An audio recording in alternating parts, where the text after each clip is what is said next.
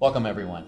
I'm Paul Herman, here with Sam and Becca Mizell, award-winning songwriters, Dove Awards, ASCAP, BMI Awards. Sam and Becca, thanks for being with us. Thank you for having us.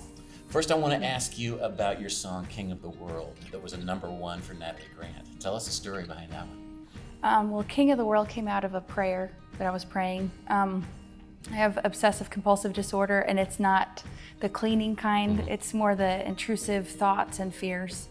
And I've been in church ever since I was little. My dad's a pastor. I have faith, but sometimes I just can't turn the fear off. And so it was a conviction. It was a prayer, just, Lord, when did I forget this, that you're the King of the world?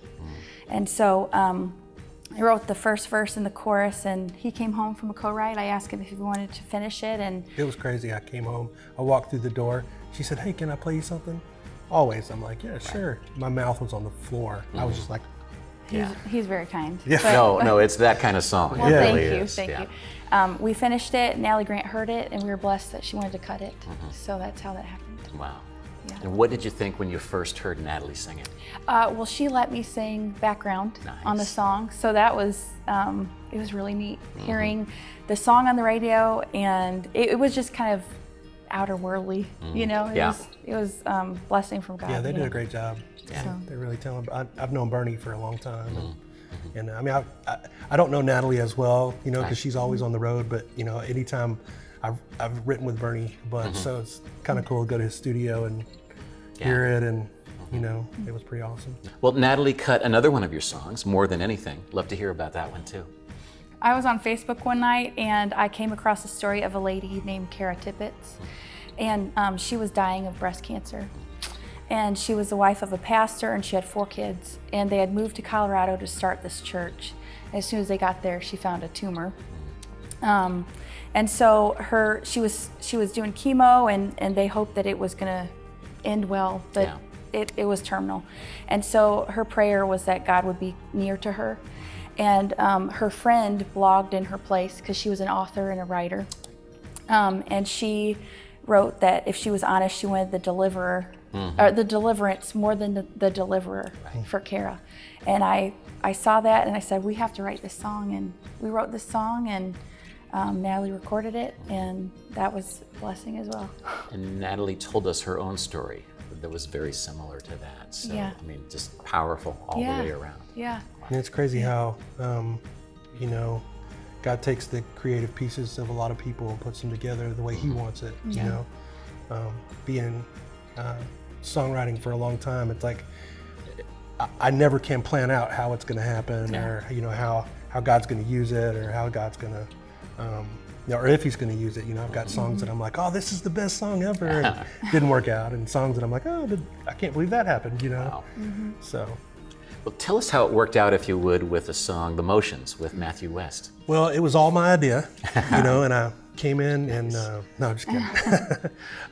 Me and Matthew have been buddies for a long time. We signed our deals early on, probably like 1999, and we were just friends, and so we had written tons and tons and tons of songs, and I'd written with him a lot for his records and stuff. And so when it came time for the new record, there's new experiences, new things coming out, and so he said, hey, we're gonna write today, and Jason Hauser's gonna be with us. Jason Hauser's a good friend of ours. He was at Extreme Publishing, and they did a deal with him and Universal South. And so so I came over to Matthew's house, and we were just sitting around, and the three of us just started talking about life, and how God was working in our lives, and just the rest and the unrest, and the good and the bad, and I'm not really sure who it was that said, I don't want to go through the motions. I'll take credit for it. But we were all just sitting there, and we were like, man, that sounds like a great song idea. So Matthew picks up the guitar, and he's the most creative person on the spot that I've ever met. We love him. Yeah, he's ball of energy. And so within an hour maybe, written the song, and it's crazy. That song in my career has been a very, it's been a blessing, but it's been a very interesting blessing. I was sitting at a gas pump in Nashville, and Matthew said, it might go number one. It might. I wasn't sure. Yeah. You know what I mean? So possible it couldn't go number one. And then he, called me and said, "Hey, it's going number one." And we went, "Woo!" And then it just stayed on the charts. You know what I mean? So it went from, man, this possibly could, to, wow, it stayed. And then I've had some interesting interactions with people. Like we bought a house a little bit south of Nashville, and I was talking to our realtor, right? And I guess she looked us up on Facebook or whatever, and she's like, she called me and she's like, "I just had to tell you, I just realized that you wrote the motions." And she says, "I know exactly where I was, the intersection that I was at. I was bawling my eyes out listening to that song." And I'm like, man, that's so crazy. I can't believe, how God can take something. Like, I have a vision for it, but God just takes it and does what he does. With even King of the World, and more than anything, it's like, the Lord, like, we have our plans, but the Lord, the Lord has plans that are way far above what we want to do. So as songwriters, what happens in your heart when you hear those kinds of stories? Go ahead. You go ahead. Well, it's some of it's confirmation. Yeah. I think as creative people, we always doubt. Sometimes, when you're in the thin times, you know what I mean? Yeah. Some of it's confirmation. Some of it too is, a lot of it is, for us, it's our spiritual journey. Like,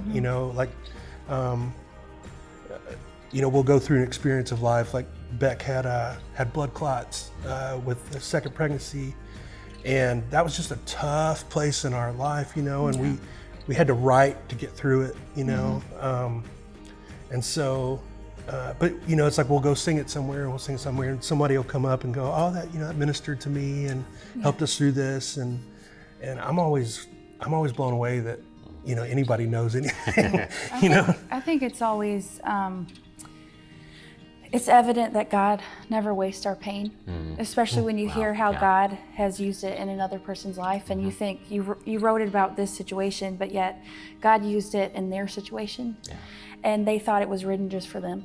And so I just think it's one example of how great God is. That's powerful. Yeah. You've written for others for a long, long time, but I understand you have your own project. Woohoo! Tell us about it. We, have been a part of the business for a while, and we took kind of an exodus for a while. I worked a lot of jobs, and we came back, and I said, if we don't just give it the one last college try, you know what I mean? Like, because music, it's a tough business. It's, and both of us, I'm not a complete introvert, but man, it's hard, when you're independent and calling people, "Hey," so. Well, too, I think it's the freedom of not being limited, where you have to go, I have to write this for someone else. Yeah. It's, what is God teaching us? And hopefully he'll use it in other people's lives, but it's kind of just a snapshot of what he's been teaching and growing us through. Right. And so that's been a neat thing, because there's no limit on it. We have that battle of, we're not trying to write for radio. We'll go and do a lot of writer night kind of concerts or whatever. We'll tell stories and whatnot, and that's kind of our speed. I feel called, I guess, to be truth tellers. We don't want to be flashy. We don't want to be a lot of things, but in our record, we try to, kind of like she said, we try to hammer home that the God of the universe is in control, and he loves you and wants to be a part of your life, and there's pain that's going to happen, but he's there in the midst of that, and he can take your fists at the sky, he can do those kind of things, and still teach you and still love you and still bring you through that, you know. So Any specific songs you'd like to share about the project? Go ahead. One that's special to us is called Jesus Song. And it's just sometimes when you actually look at what Jesus has done for you, sometimes the only thing you can say is, you know, there's no one I need more than you. There's no love I need more than yours. You know, there's nothing else I need more. And so it's really simple, but I feel like it's just a prayer, you know, so. It was kind of cool too on our record. We've done a record in the past, you know, but this one, we kind of made it more about the songs. And okay, this is some of the songs we've cut in the past, you know, like we put King of the World on there more than anything. And so that was fun, trying to figure out who we were in those songs. That was a whole nother, you know, so our music's kind of got a bluegrassy, country-esque, poppy kind of thing. So it was really fun to hear those songs in that light. Right. You know what I mean? Yeah. So Thank you both for sharing. Absolutely. Thank you. And just telling us the stories of the songs. Been amazing. Oh Thank man, you. Paul, thank you so much for having us. Thank you. And thank you for watching. Take care.